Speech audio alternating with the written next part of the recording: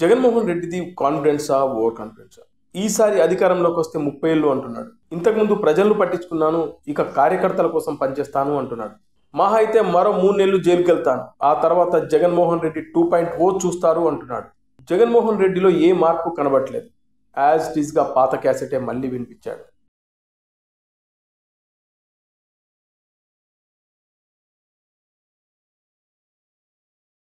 Hello friends, నేను రాజు గారు. చాలా రోజుల తర్వాత జగన్మోహన్ రెడ్డి మీడియా ముందుకు వచ్చాడు. అయితే దీనికి బిఫోర్ చాలా జరిగాయి. ఆయన లండన్లో ఉన్న సమయంలో విజయసాయి రెడ్డి పార్టీకి అలాగే రాజ్యసభకు రాజీనామా చేయడం, ఇంకొంతమంది జనసేన పార్టీలో చేరడం, మరికొద్ది మంది తెలుగుదేశం తీర్థం పుచ్చుకోవడం జరిగింది. అయితే నిన్న చాలా రోజుల తర్వాత మళ్ళీ ముఖ్యమంత్రిగా ఉన్నప్పుడు జగన్మోహన్ రెడ్డి ఏ విధంగా మాట్లాడాడో యాజ్ ఇట్ ఈస్గా పాత క్యాసెట్నే మళ్ళీ వేసి వినిపించినట్లుగా కనబడుతుంది. జగన్మోహన్ రెడ్డిది కాన్ఫిడెన్సా ఓవర్ కాన్ఫిడెన్సా అర్థం కాని పరిస్థితి. ఎందుకంటే అదే పాత పాట, కొంచెం కూడా జగన్మోహన్ రెడ్డిలో మార్పు కనబడడం లేదు. ముఖ్యంగా చూస్తే ఆయన ఏమంటున్నాడంటే ఈసారి మళ్ళీ అధికారంలోకి వస్తే 30 సంవత్సరాలు అంటున్నాడు. గతంలో కూడా ఇదే డైలాగ్ సేమ్ టు సేమ్ వాడాడు. ఒక్కసారి మనం అధికారంలోకి వచ్చామంటే 30 ఏళ్ళు మనమే పరిపాలన చేస్తాం, ఇంకొకరికి ఛాన్సే ఉండదు అన్నాడు. సేమ్ అదే డైలాగ్ను రిపీట్ చేశాడు.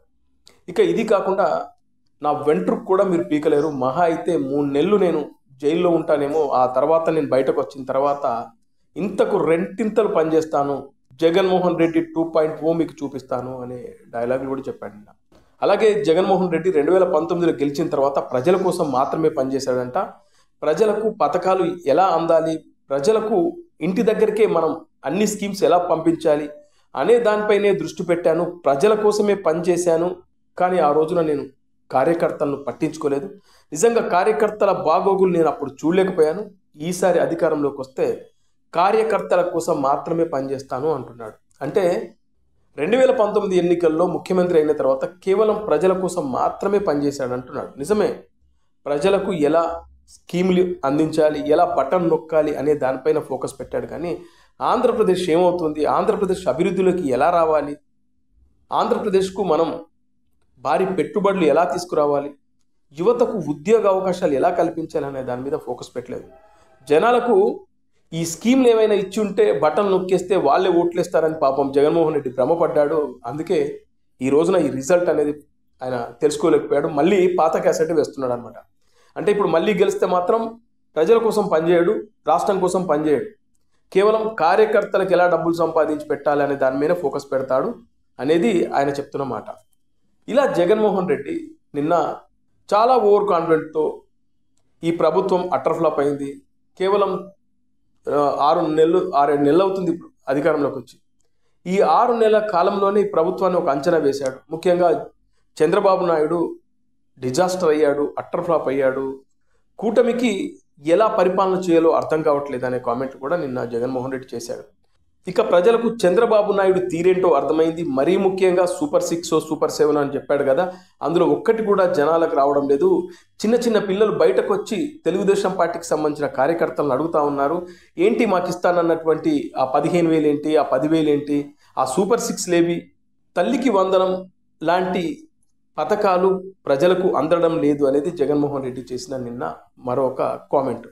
ఇక ఇది కాకుండా పవన్ కళ్యాణ్ గారి గురించి పెద్దగా విమర్శలు చేయలేదు.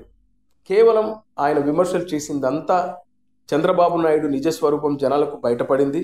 చంద్రబాబు నాయుడుకు రేపు రాబోయే ఎన్నికల్లో జనాలు మళ్ళీ బుద్ధి చెప్తారు, మేమే అధికారంలోకి వస్తాం, ఈసారి 2.0 చూస్తారు, ఇకపై 30 సంవత్సరాలు మేమే అధికారంలో ఉంటామనే విధంగా దాదాపు ఒక గంట సేపు నిన్న జగన్మోహన్ రెడ్డి తమ కార్యకర్తలకు వాళ్ళ నాయకులకి కాన్ఫిడెన్స్ ఇచ్చే పనిలో పడ్డారు. కారణం ఏంటంటే ఇప్పటికే ఆ పార్టీకి సంబంధించి చాలామంది వెళ్ళిపోతున్నారు, వివిధ పార్టీలో చేరుతున్నారు. చాలామంది నాయకులు, కొంతమంది ఇప్పుడు మాజీ ఎమ్మెల్యేలు, అంటే ఆయా నియోజకవర్గంలో చాలా బలమైన నాయకులు ఎవరైతే ఉన్నారో ఇప్పుడు తెలుగుదేశం పార్టీ కానీ జనసేన పార్టీకి మొన్న అపోజిషన్లో ఉండి, అంటే ఎమ్మెల్యేలుగా ఉండి మంత్రులుగా ఉన్న వాళ్ళు కూడా, మాజీ మంత్రులు మాజీ ఎమ్మెల్యేలు కూడా ఇప్పుడు జనసేన అలాగే తెలుగుదేశం పార్టీ వైపు చూస్తున్నారు. అయితే వీళ్ళందరికీ కాన్ఫిడెన్స్ ఇచ్చేలాగా మీరు ఎక్కడికి వెళ్ళకండి, ఇదే పార్టీలో ఉండండి, మళ్ళీ మనం 30 సంవత్సరాలు, ఒకసారి అధికారంలోకి వస్తే 30 సంవత్సరాలు మనమే మళ్ళీ పరిపాలన చేస్తాం, అప్పుడు మీరు ఇష్టానుసారంగా చెలరగిపోవచ్చు అనే విధంగా నిన్న ఒక కాన్ఫిడెన్స్ ఇచ్చే కార్యక్రమాన్ని అయితే జగన్మోహన్ రెడ్డి చేశారు. అయితే ఇక్కడ జగన్మోహన్ రెడ్డి ఈ కార్యకర్తలతో నాయకులతో మాట్లాడిన దాన్ని బట్టి చూస్తే ఖచ్చితంగా జగన్మోహన్ రెడ్డి రేపు 2029 ఎన్నికల వచ్చేసరికి ఖచ్చితంగా ఆయన స్ట్రాంగ్గానే ఉంటాడు. కారణం ఏంటంటే జగన్మోహన్ రెడ్డిని మనం అల్లాటప్పగా తీసేయాల్సిన అవసరం లేదు. ఎందుకంటే ఆయనకు 43% ఓటింగ్ పడింది మొన్న. అంటే జగన్మోహన్ రెడ్డి 11 స్థానాలే గెలుచుకున్నా కూడా 43% ఓటింగ్ పర్సెంటేజ్ ఉంది ఆయనకి. ఇలాంటి పార్టీని కానీ అలాంటి నాయకుడిని కానీ తక్కువ అంచనా వేయడానికి లేదు. సేమ్ టైం ఓవర్ కాన్ఫిడెన్స్తో ఉండొచ్చు. బట్ ఏదైతే కూటమి ఉందో ఈ కూటమి దీన్ని చాలా సీరియస్గా తీసుకోవాల్సిన అవసరం ఉంది. ఎందుకంటే ఇప్పుడు కూటమి వ్యవహారం చూస్తూ ఉంటే ఒకవైపు మన ప్రధాన ప్రత్యర్థి అయినటువంటి జగన్మోహన్ రెడ్డి కార్యకర్తలకు నాయకులకు బూస్ట్నిస్తూ మళ్ళీ మనం అధికారంలోకి వస్తే 30 సంవత్సరాలు ఉంటామనే విధంగా మాట్లాడుతూ ఈ ప్రభుత్వం అట్టర్ ఫ్లాప్ అయింది, రేపు ఫ్యూచర్లో ఖచ్చితంగా ఇంకో 3 నెలలకు 4 నెలలకు జనాల్లోకి వెళ్తాడు, జనాల్లోకి వెళ్ళి ఈ ప్రభుత్వంపై ఖచ్చితంగా బురద జల్లే కార్యక్రమాలు చేస్తాడు. ఒకవేళ వీళ్ళు చెప్పినట్టు సూపర్ 6 ఇంకా వీళ్ళు చెప్పిన పథకాలు ఏవైతే ఉంటాయో అవి సరిగ్గా అందకపోతే దాన్ని హైలైట్ చేసి చూపిస్తాడు. వచ్చే ఎన్నికలప్పుడు జనాల మైండ్ సెట్ను మార్చే కార్యక్రమం తప్పకుండా ప్రధాన ప్రత్యర్థి అయినటువంటి పార్టీ చేసే రెగ్యులర్ కార్యక్రమం. మనం చూస్తే ఒకసారి అధికారంలోకి వచ్చిన తర్వాత మళ్ళీ 5 ఏళ్ళకి వచ్చేసరికి జనాల మైండ్ సెట్ ఖచ్చితంగా మారిపోతుంది. రెండోసారి అవకాశం ఇవ్వడానికి జనాలు కాస్త అటు ఇటు ఆలోచిస్తారు. అయితే మనం ఆ ఛాన్స్ ఇవ్వకుండా ఉండాలి అంటే కూటమి ప్రభుత్వం పర్ఫెక్ట్గా ఇచ్చిన హామీలను నెరవేర్చుకుంటూ పోవడం ఒక్కటే చేయాల్సిన పని. సేమ్ టైం వీళ్ళు అధికారంలోకి రాకముందు రోడ్లు వేస్తామని, యువతకు ఉద్యోగ అవకాశాలు కల్పిస్తామని, అలాగే రాష్ట్రానికి భారీగా నిధులు తెస్తామని, పోలవరం విషయంలో కంప్లీట్ చేస్తామని ఇలా కొన్ని హామీలు ఇచ్చారు. అందులో విశాఖ ఉక్కుకు సంబంధించింది ఒకటి పర్ఫెక్ట్గా అది అయిపోయింది. ఇలా వీళ్ళు ఇచ్చిన హామీలన్నీ నెరవేర్చుకుంటూ పోతే ఖచ్చితంగా జనాలు మళ్ళీ కూటమి ప్రభుత్వానికి పట్టం కడతారు. కానీ ఇందులో ఏ మాత్రం అటు ఇటు తేడా కొట్టినా జగన్మోహన్ రెడ్డి వైపు జనాలు చూసే అవకాశం లేకపోలేదు. అయితే ఇక్కడ ప్రధానంగా మనం చర్చించుకోవాల్సిన విషయం పవన్ కళ్యాణ్. 2014 ఎన్నికల సమయంలో పవన్ కళ్యాణ్ గారిని వాడుకొని అధికారంలోకి వచ్చిన తర్వాత ఆ పవన్ కళ్యాణ్ వల్ల ఇదంతా ఏం జరిగింది, అంతా మా చంద్రబాబు నాయుడు గారు తెలుగుదేశం పార్టీ వల్లనే అనేది వాళ్ళు చెప్పిన మాట మనందరం మర్చిపోలేదు. అలాగే 2019లో ఒంటరిగా పోటీ చేస్తే ఏమైపోయిందో మీ అందరికీ తెలుసు. పవన్ కళ్యాణ్ గారు 2014లో జగన్మోహన్ రెడ్డిని దెబ్బ కొడితే 2019లో చంద్రబాబు నాయుడు గారిని దెబ్బ కొట్టాడు. ఇప్పుడు మళ్ళీ 2024 ఎన్నికల్లో పవన్ కళ్యాణ్ గారు చంద్రబాబు నాయుడు గారితో జతకట్టి జగన్మోహన్ రెడ్డిని అధాపాతాలనికి తొక్కేశాడు. అయితే ఇక్కడ ముఖ్యంగా కూటమిలో ఉన్నటువంటి తెలుగుదేశం పార్టీ తెలుసుకోవాల్సిన విషయం ఏంటంటే పవన్ కళ్యాణ్ గారి వాల్యూ. పవన్ కళ్యాణ్ గారు లేకపోతే ఇప్పుడున్న పరిస్థితుల్లో చంద్రబాబు నాయుడు గారు కానీ, లోకేష్ కానీ, తెలుగుదేశం పార్టీ కానీ బతికి బట్ట కట్టడం ఇంపాసిబుల్. చాలామందికి నా మాట కాస్త కటువుగా అనిపించినా ఇది వాస్తవం. మరి అదే పవన్ కళ్యాణ్ గారిని పొమ్మనలేక పొగబెట్టడం ఎంతవరకు కరెక్ట్ ఒక్కసారి ఆలోచించుకోండి.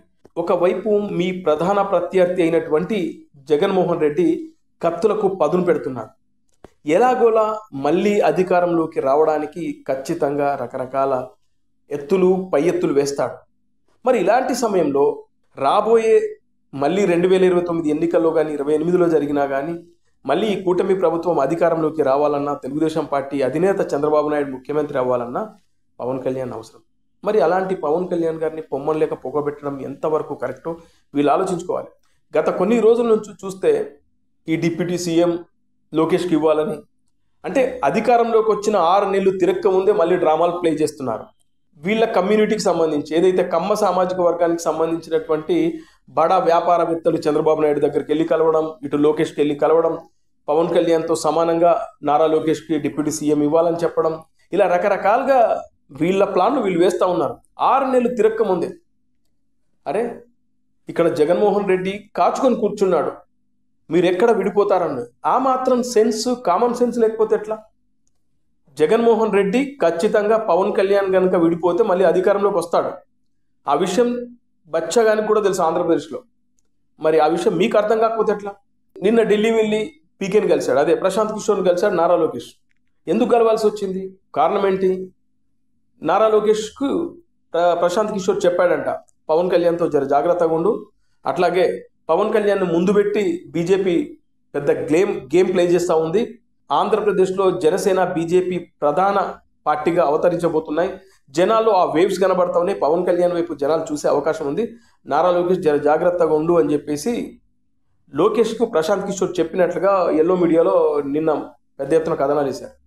అయితే ఇక్కడ ఎస్పెషల్లీ తెలుగుదేశం పార్టీకి అనుకూలంగా ఉండే మీడియా సంస్థలు చాలా ఉన్నాయి, చాలా ఉన్నాయి. ఇవన్నీ ఎప్పుడు పవన్ కళ్యాణ్ని పక్కకు జరుపుదామా అని ఎదురు చూసే న్యూస్ ఛానల్స్, ఇవన్నీ ప్రింట్ మీడియా కాంచి, ఇవన్నీ పవన్ కళ్యాణ్ గారిని ఎప్పుడు జరుపుదాం, లోకేష్ గారిని ఎప్పుడు పైకి తీసుకొద్దాం, ఇప్పుడు కాకపోతే మరెప్పుడు లోకేష్ అనే విధంగా వీళ్ళు కథనాలు వేస్తూ ఉన్నారు. ఇక్కడేమో జగన్మోహన్ రెడ్డి ఏమో కాచుకొని కూర్చున్నాడు. నేను చెప్పేది ఏంటంటే జగన్మోహన్ రెడ్డిని తక్కువ అంచనా వేయకూడదు. ఎందుకంటే ఇక్కడ జగన్మోహన్ రెడ్డి రాటుదేలిన వ్యక్తి.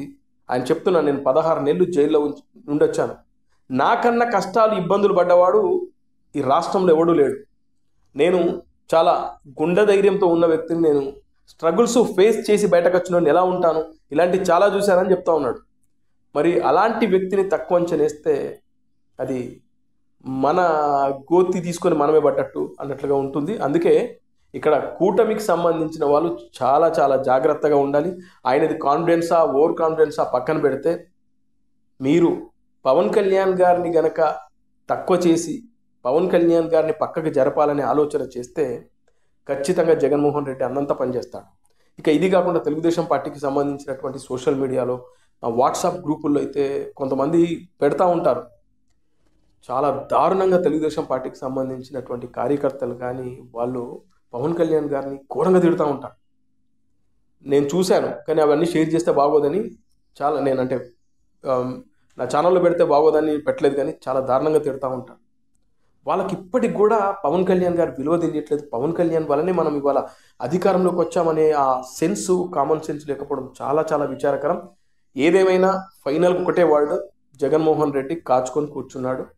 తేడా కొట్టిందా, మళ్ళీ జగన్మోహన్ రెడ్డి అధికారంలోకి వస్తాడు. మళ్ళీ 2019 సమయంలో తెలుగుదేశం పార్టీ వాళ్ళు వాళ్ళ కార్యకర్తలు నాయకులు బయటకు రావడానికి ఎన్ని ఇబ్బందులు పడ్డాడు, అంతకు మించి చేస్తాడు. అందుకే ఆయన చెప్తున్నాడు 2.0 అని చెప్తున్నాడు. ఏమన్నా అనుకోండి, కాన్ఫిడెన్సో ఓవర్ కాన్ఫిడెన్సో కానీ జగన్మోహన్ రెడ్డి కసితో ఉన్నాడు. ఇక్కడ పవన్ కళ్యాణ్ ఇంపార్టెన్స్ తగ్గితే తెలుగుదేశం పార్టీకి నష్టం అనేది నా అభిప్రాయం.